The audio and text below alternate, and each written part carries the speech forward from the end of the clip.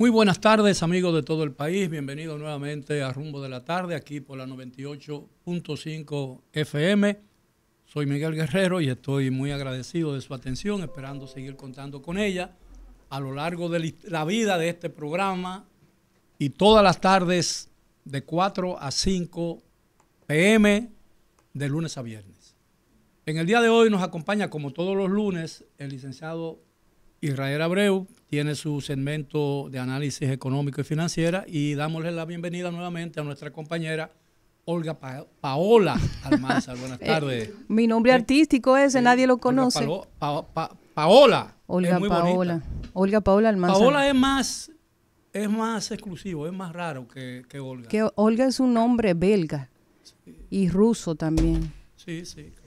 Bueno, a toda la audiencia, qué privilegio contar con la audiencia de todos ustedes este lunes, en donde la información pues ha sido abundante en República Dominicana, muchas cosas sucediendo desde el fin de semana, y acompañarles en esta próxima hora pues para analizar todo lo que es noticia, no solo aquí, sino también en el resto del mundo.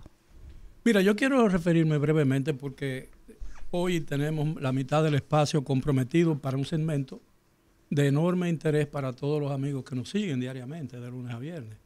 Pero yo me quiero referir a lo dicho el domingo, ayer, por el presidente de la República.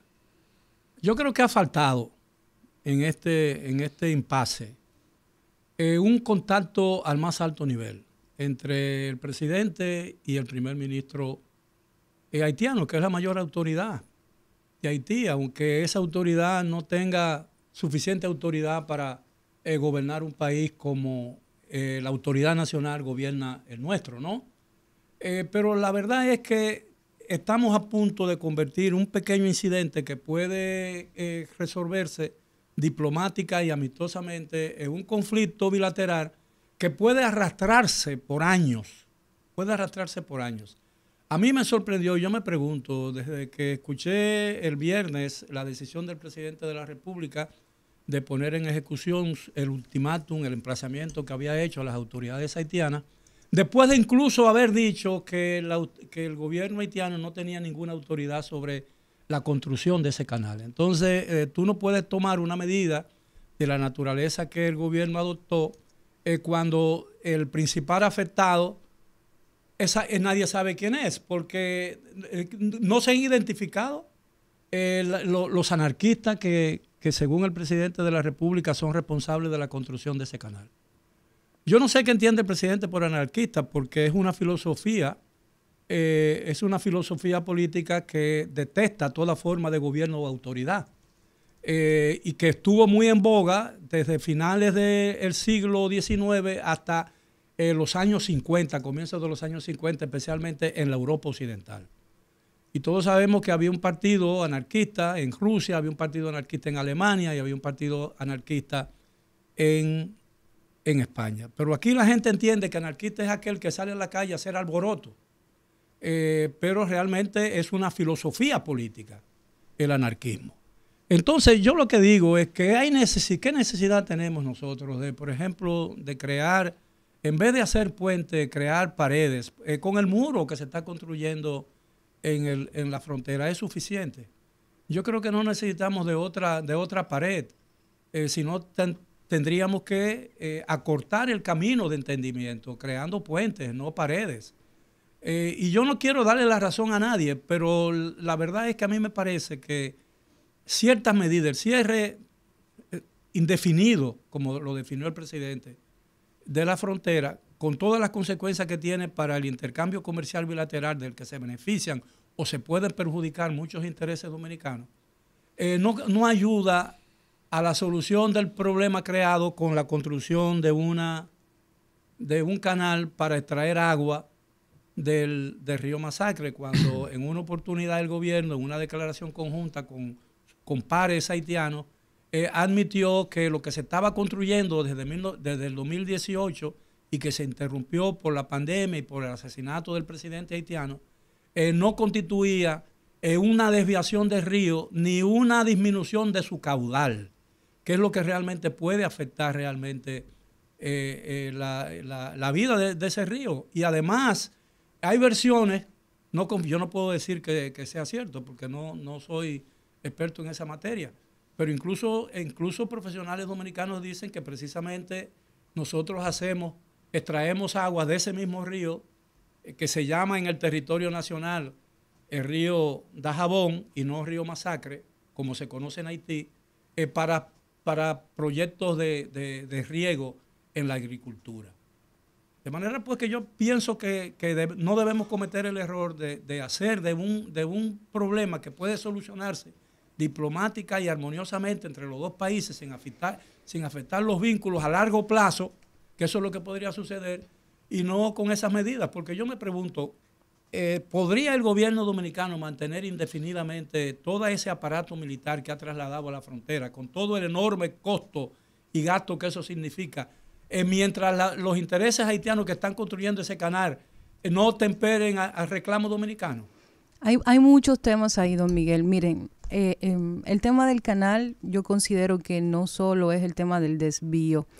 Se han manejado muchas versiones sobre el objetivo de ese canal. Inicialmente se pensó que era del gobierno haitiano, luego se manejó la versión que no, que era simplemente un grupo de agricultores que estaban haciendo esa construcción con el objetivo de utilizar esa agua en sus cultivos, y que incluso uno de ellos le dio una entrevista a Le Noveliste, que es el periódico más importante de Haití, en donde establecía que el único apoyo que recibían era pues de la diáspora haitiana.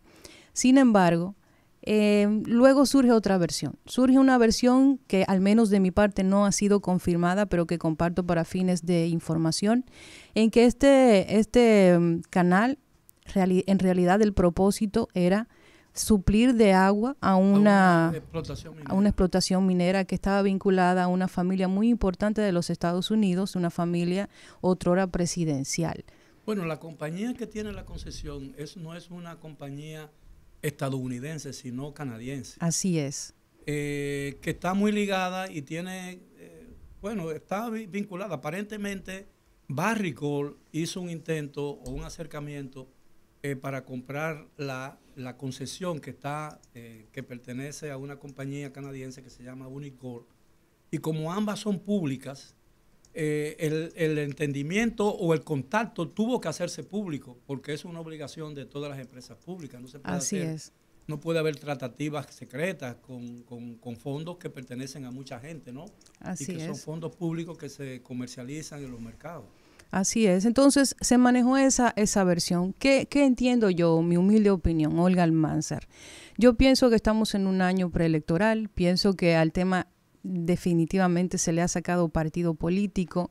Siempre he creído que si hay un tema estratégico para canalizar o para atomizar ese sentimiento ultranacionalista del dominicano, un poco hipócrita de algunos sectores también, creo que se utiliza ese tema para fines también de popularidad.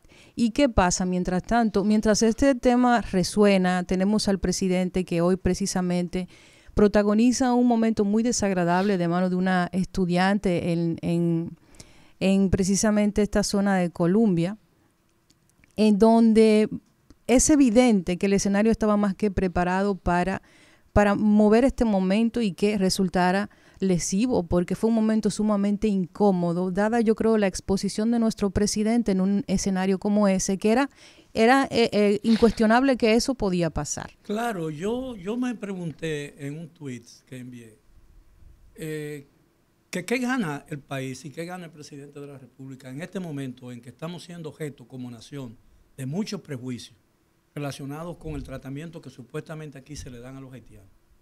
¿Qué hacía el presidente? ¿Qué se gana con esa intervención? Y que cabía esperar, dada la tradición de esa universidad, la Universidad de Columbia, que es una universidad católica, es una universidad que tiene posiciones donde la izquierda estadounidense y el Partido Demócrata tiene mucha influencia.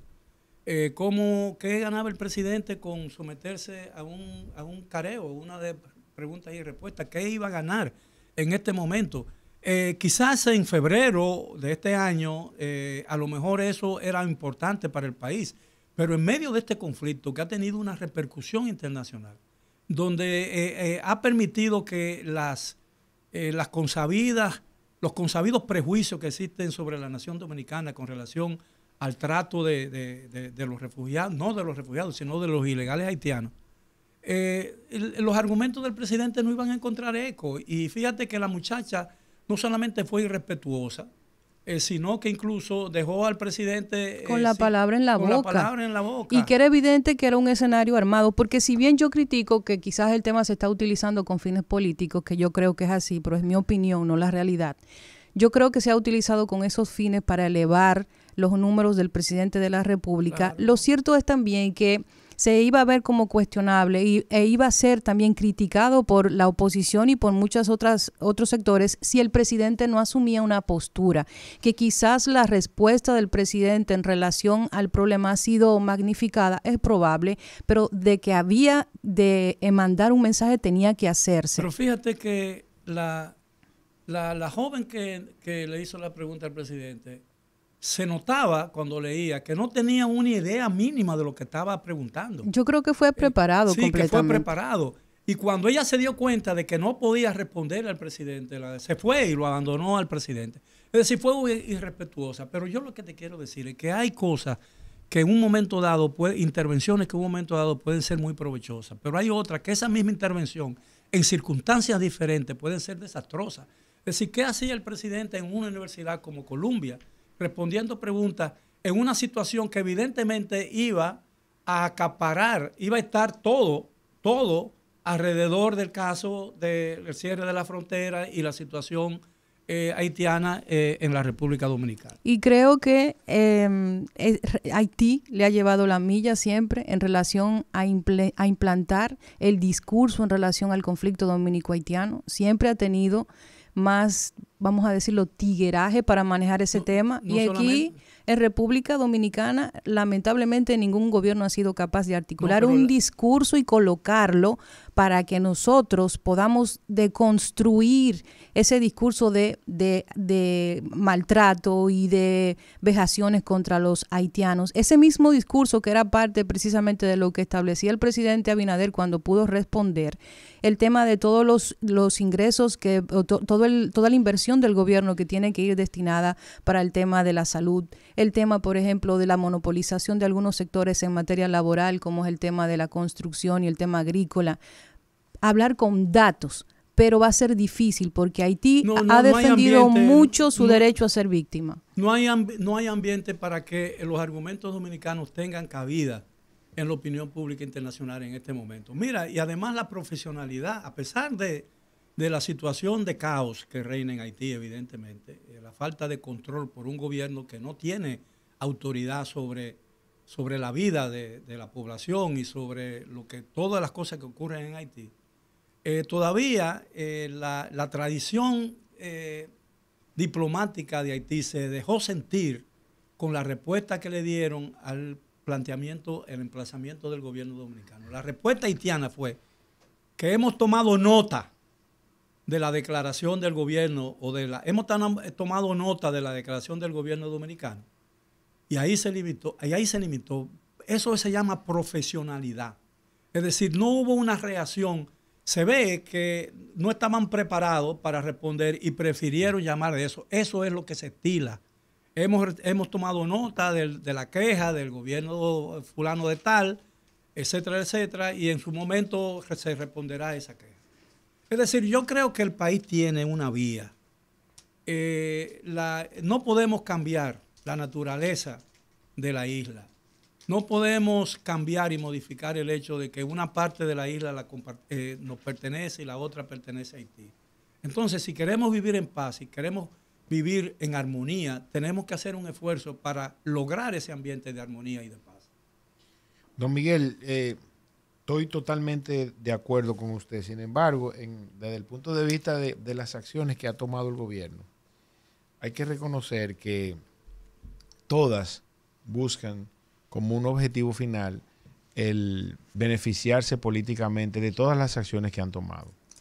Yo tuve la oportunidad de analizar ese acuerdo que tanto se ha citado de 1929 al respecto del manejo de este tipo de diatriba entre ambas naciones. Y resulta que hasta el intentar, ¿verdad?, dirimirlo a través de las armas está considerado en dicho acuerdo como una prohibición.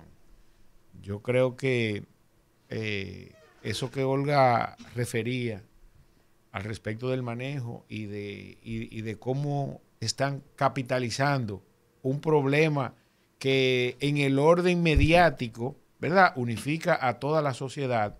Sin embargo, la responsabilidad con la que se ha manejado, yo creo que debe ser vista y debe ser explicada, porque eso inclusive, en ocasión de su disertación en Colombia, que se vio bastante mal, cuando uno le ve el rostro al respecto de las preguntas que le hace la joven, al margen de que no estamos de acuerdo con el planteamiento que hace la joven, porque no es así. En República Dominicana no hay problemas de racismo, de ningún tipo, no hay ningún tipo de racismo frente a la comunidad haitiana, a nuestros hermanos haitianos. Pues definitivamente le cambia el semblante del rostro al presidente al respecto del planteamiento que hace la joven. Entonces, a mi modo de ver, el gobierno debe ver cuáles son los temas que va a utilizar para fines políticos. No, fíjate, yo creo que el gobierno también tiene que espaciar. El presidente tiene que reducir la frecuencia con que habla, porque se está haciendo repetitivo y está incurriendo en lamentables errores tácticos. Aparentemente, lo que yo deduzco es que en un momento dado se hizo evidente que el problema del incremento de la inmigración ilegal y el intento de hacer aprobar por el Congreso de la República una ley de trata que le daría a todo haitiano que se apersonara en algún lugar de la frontera dominicana y dijera, mi vida corre peligro, el gobierno por su ley, usted está obligado a mí a protegerme y darme todas las cosas que su propia ley dice. Yo creo que ese tipo de intento en un momento dado agrió las relaciones con el gobierno de un amplio sector de la sociedad dominicana.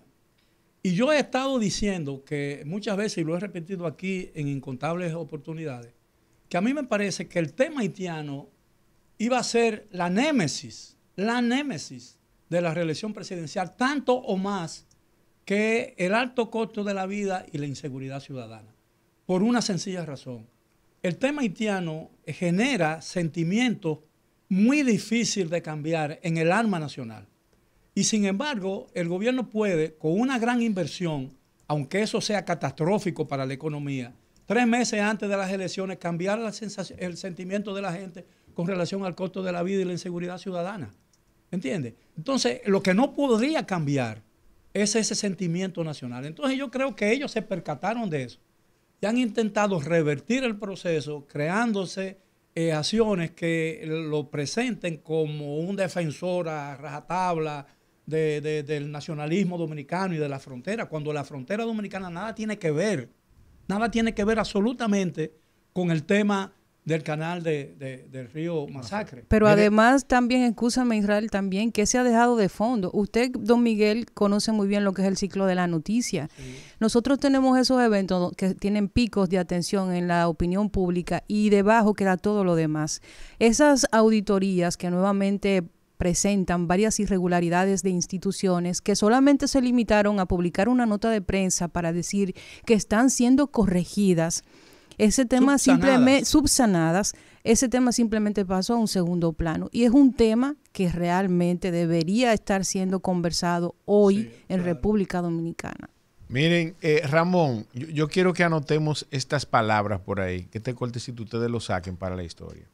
Y no, se lo voy a decir porque palabras más, palabras más, palabras menos, don Miguel y usted también, bella dama, definitivamente, han citado el destino, ¿verdad?, de este conflicto entre República Dominicana y Haití. Y ese destino, lamentablemente, en ocasión de que sea llevado a un tribunal internacional, como se supone debe ser, si no existe la capacidad de que de manera diplomática nos pongamos de acuerdo al respecto del acuerdo que existe desde 1929, va a resultar en que República Dominicana pierda ese conflicto. Oigan bien lo que le estoy diciendo. Por el mal manejo que se le ha dado a todo esto, el resultado en el mediano plazo quizás es que contra República Dominicana haya una sentencia que nos perjudique. Oigan bien, República Dominicana usa el río igual que o lo utiliza, y en esa misma medida, según el acuerdo, Haití puede utilizarlo en los mismos rubros o renglones que lo utiliza República Dominicana. Sí, hay limitaciones. Por ejemplo, lo que ya yo cité, que el acuerdo habla de la imposibilidad, por ejemplo, de desviar el curso del río, porque eso sería contra natura, ¿no? El río tiene su propio curso. Pero nosotros lo usamos para fines agrícolas, sin desviarlo. Sin desviarlo, extraemos agua del río. Entonces, en ese orden, que el punto es, oigan bien, que le estamos negando a Haití lo que hacemos. Exactamente. Y que frente a que se derima en tribunales internacionales ese caso por la incapacidad de ponernos de acuerdo, hay un alto porcentaje de que República Dominicana pierda ese caso, como muchos otros que ha perdido frente a Haití en la comunidad internacional. Mira, Haití es un club en este juego.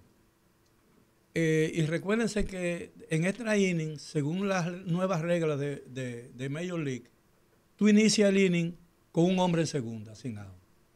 Es decir, si tú eres un club y anotas esa carrera, ganaste el juego. Es decir, el visiting club no tiene posibilidades de una nueva oportunidad. Mira, nosotros, en las relaciones internacionales, en lo que tiene que ver con los vínculos de los dos países que comparten esta isla, nosotros tenemos, en el tratamiento de los problemas bilaterales, nosotros tenemos todo lo de perder por muchísimas razones. Primero, porque somos los más fuertes. Y segundo, porque realmente ha habido, históricamente, nuestras relaciones están llenas de agravios mutuos. Un agravio de 22 años, cuando se abortó la primera independencia dominicana. Un agravio de los años mediados de la década del 30 del siglo pasado, cuando hubo una matanza que se ha exagerado, porque todas las muertes, no es verdad que matamos a 25, que Trujillo mató a 25,000 o 15,000. La matanza duró 3 días, según los registros históricos, y todos los muertos fueron a bayoneta. A bayoneta. Entonces es muy posible, en una guerra, en la guerra de Vietnam, donde los B-52, que eran entonces los aviones más mortíferos, arrojaban bombas de yo no sé cuántas libras, y por el día no morían 15,000 personas. Entonces no es posible que a fuerza de bayoneta los soldados dominicanos hayan podido matar a 15,000 personas. Eso no significa que si fueran 3 no fuera un acto de genocidio, si fueran 5, si fueran 10, si fueran 20. Yo no sé cuántos son. Se ha especulado mucho sobre el número. No hay registro de un conteo, de una contabilidad sobre el caso, sino lo que hay son registros de las compensaciones que el gobierno de Trujillo se vio obligado a dar al gobierno haitiano en términos de dinero, que creo que fueron $400,000 o $200,000, que Trujillo nada más pagó la mitad, porque el presidente de entonces, Tenio, se quedó con la mayoría del dinero y eso no llegó a las víctimas. De todas maneras, lo que quiero decir es que una historia bilateral llena de conflictos como nosotros, no hemos hecho a lo largo de nuestra historia común un esfuerzo real y verdadero para conciliar. Y como ha pasado, por ejemplo, Alemania le pidió perdón a Israel por el holocausto, los católicos le pidieron a los evangélicos y a todo el resto del mundo perdón por las cruzadas, ¿entiendes? Y eso no significa que la muerte de Juana de Arco esté justificada. Pero llega un momento en que alguien con sentido práctico tenga que decir, bueno, señores, no podemos seguir matándonos porque eso es lo que han hecho los países, por ejemplo, Francia y Alemania. Tuvieron 2 guerras mundiales.